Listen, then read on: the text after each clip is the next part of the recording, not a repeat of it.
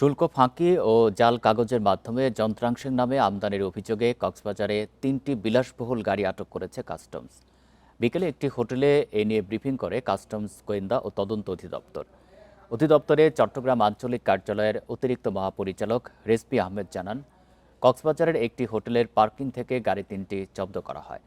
ব্যবহারকারীরা গাড়ি কেনা বা আমদানির প্রয়োজনীয় কাগজপত্র দেখাতে পারেননি। শুল্ক ফাঁকি, মিথ্যা ঘোষণা, জালিয়াতি কিংবা চোরাচালানের মাধ্যমে গাড়িগুলো দেশে আনা হয়েছে কিনা তা খতিয়ে দেখা হচ্ছে বলেও জানান কাস্টমস কর্মকর্তা। এদিকে এই ঘটনার সংবাদ সংগ্রহে গেলে সাংবাদিকদের ওপর হামলা চালান গাড়ির মালিকেরা। এ সময় সাংবাদিকদের মারধর করার অভিযোগও উঠেছে।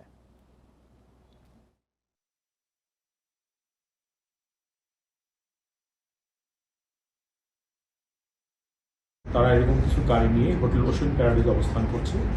এই তৎক্ষণাৎ আমরা আমাদের টিম নিয়ে চট্টগ্রাম থেকে কক্সবাজারের উদ্দেশ্যে মুভ করে ইম্পোর্টেশনের ডকুমেন্টস, পারচেজ ডকুমেন্টস, গাড়ির যারা হোল্ড করছিলেন তারা আমাদেরকে প্রদর্শন করতে পারেননি বিধায় গাড়িকে আমরা জব্দ করি।